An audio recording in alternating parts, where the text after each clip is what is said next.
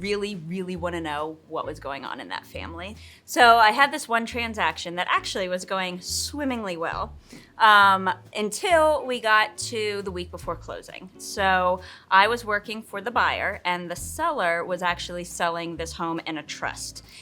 And the best thing I can tell anyone who knows of a transaction that's going through a trust is to make sure that the attorneys on the settlement side read the trust in full well ahead of the game, not at the very last minute.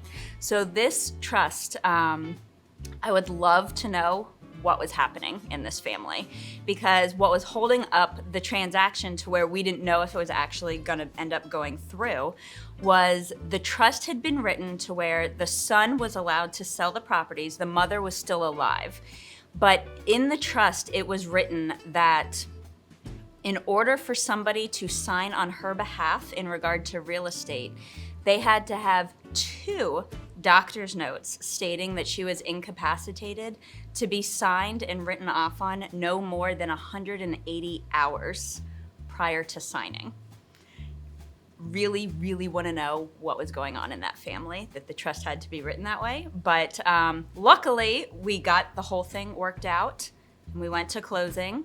But always make sure to read that trust.